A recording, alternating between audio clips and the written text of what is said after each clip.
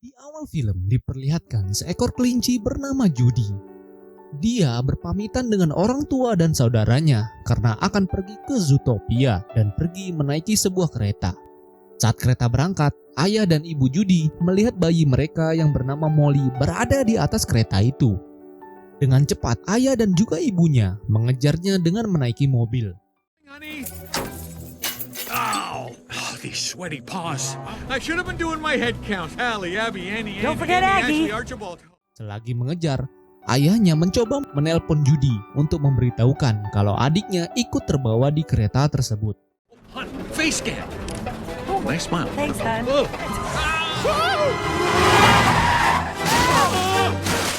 Namun, HP-nya terlempar keluar. Sementara itu, Molly masuk ke dalam kereta mengikuti Judy. Lalu, mereka berhasil mengejar kereta dan si ayah loncat naik ke atas kereta tersebut.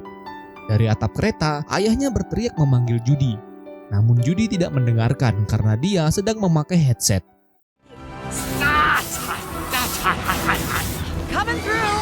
Oh, sorry. Oh, apologies. It's cold. Oh, so cold. Hingga akhirnya ayahnya terlempar dari atas kereta dan mendarat di atas mobil ibu. Lalu kereta pun berhenti. Mereka melihat Molly turun dan langsung mengejarnya. Namun hampir saja Molly tertabrak kereta dan untungnya ayah dan ibunya sampai dengan cepat. Mereka pun berhasil bertemu dengan Molly. Tidak lama kemudian mereka harus kehilangan Molly lagi yang kembali naik ke atas kereta. Lagi-lagi mereka harus mengejarnya. Kemudian diperlihatkan seekor tikus bernama Fru Fru yang mengumumkan kalau dia akan menikah di hadapan teman-temannya. Dia akan memilih salah satu temannya untuk mendampinginya. Tiba-tiba datanglah sepupunya bernama Tru Tru. Dia datang untuk menjadi pendamping pengantin dan membantu pernikahan Fru Fru seperti janji mereka saat kecil dahulu. Namun Fru Fru tidak suka dengan kehadiran Tru Tru yang mencoba mengatur semua persiapan pernikahannya. Diam-diam dia pun pergi bersama teman-temannya untuk mencari gaun pengantin. Tiba-tiba Tru Tru datang dan telah membelikan gaun yang cocok untuknya. Hal itu membuat Fru Fru semakin kesal karena Tru Tru terlalu ikut campur. Di situ akhirnya mereka pun berdebat.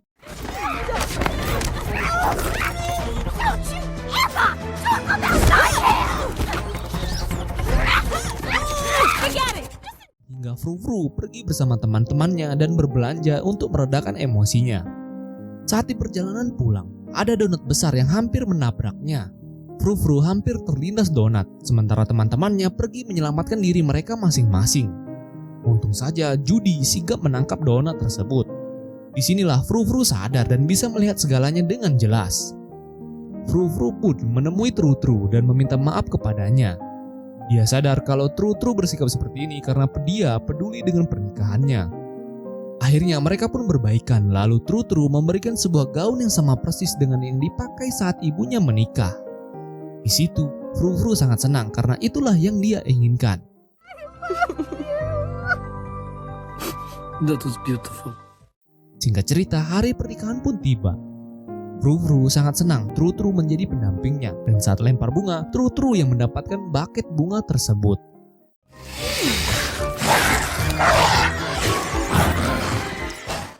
Besoknya diperlihatkan seekor musang penjahat bernama Weaselton yang bebas dari penjara. Dia melihat berita dirinya yang ditangkap oleh petugas lalu lintas bernama Judy di Little Rodensia. Berita itu heboh hingga membuat Weaselton dipermalukan atas video penangkapannya menggunakan donat besar. Di situ Weaselton pun merasa malu melihat itu. Dia menyadari atas kejahatan yang dia perbuat. Tapi di perjalanan dia malah mencuri dompet nenek dan kemudian dia menghayal menjadi pengusaha toko jual beli mobil bekas. Usahanya lancar dan menjadikannya miliarder. Dengan uang yang banyak, dia bisa melakukan profesi apapun yang dia inginkan. Berkat uang yang banyak membuatnya bangga atas kehidupannya, tapi dia kembali teringat atas kejahatan yang dia lakukan. Dia pun tersadar dan ingin mengembalikan dompet nenek itu. Belum sempat mengembalikan, nenek itu tertabrak mobil yang membawa banyak uang.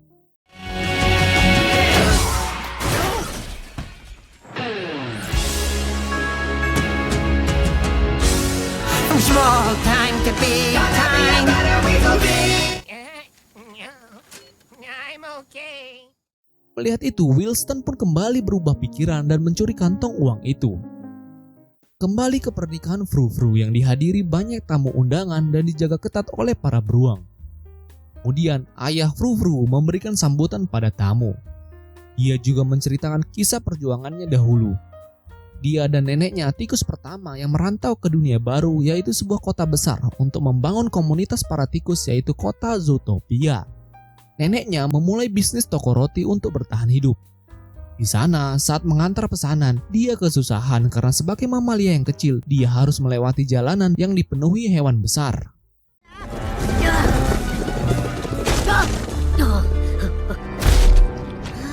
Life was hard for small mammals. Hey! Dia pun sedih dan kembali pulang karena gagal mengantarkan pesanannya. Lalu neneknya memberikan sepeda baru untuk dipakainya mengantar pesanan. Sekarang dia dengan mudahnya melewati jalanan dan berhasil mengantar pesanan. Semakin hari usaha toko roti neneknya ramai pesanan dan dia pun mempunyai teman baru, yaitu seekor beruang.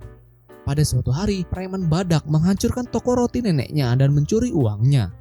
Tidak tinggal diam, dia dengan berani memberontak melawan preman yang mau menyakiti temannya.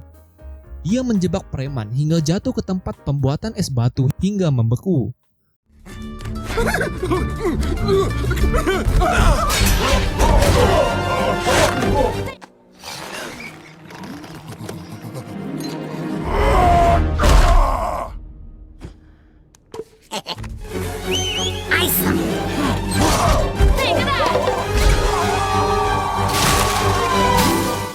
Semenjak itu dia terkenal hingga toko roti nenek menjadi bisnis besar atas kesuksesannya.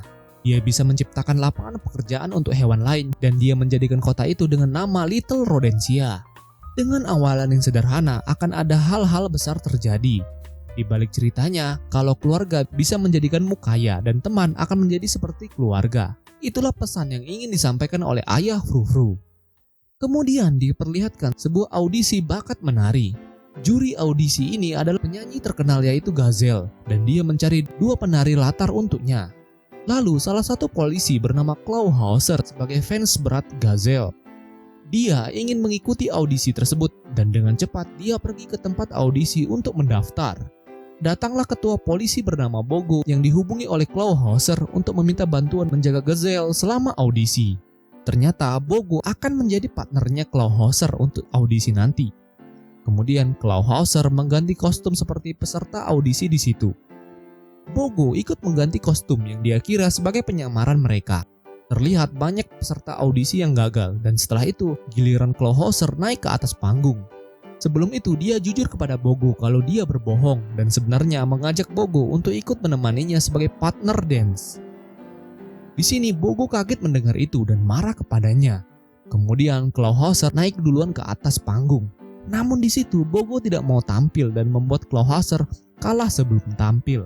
Tiba-tiba dari bawah panggung muncullah Bogo yang menggunakan kostum ala Gazelle. Clawhauser sangat senang dan mereka pun mulai melakukan tariannya. Hal itu membuat juri dan Gazelle terpukau, lalu menekan tombol hijau menandakan mereka terpilih menjadi 2 penari latar Gazelle. Ternyata itu hanyalah mimpi Clawhauser yang ketiduran.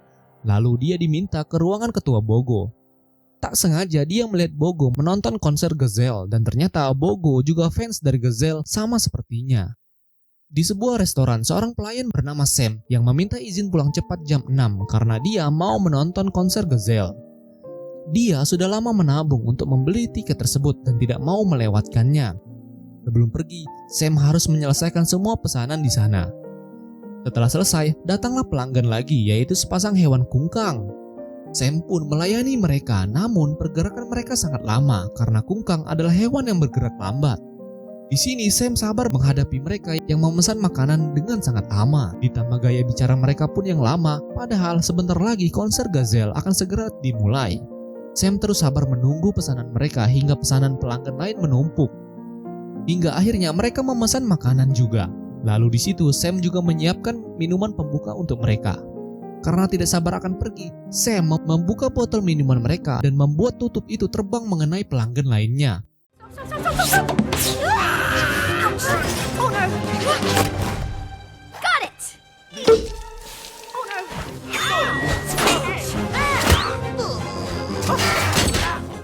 Hal itu membuat para pelanggan marah kepadanya. Tiba-tiba Kungkang itu melamar kekasihnya dan mereka semua menyaksikan itu turut bahagia saat lamarannya diterima. Setelah itu Sam menghampiri mereka dan menyampaikan perasaannya yang ikut senang melihat keromantisan mereka. Lalu Kungkang itu akan pergi karena mereka terburu-buru untuk pergi ke konser Gazelle. Melihat itu Sam senang dan mereka pergi ke konser bersama-sama.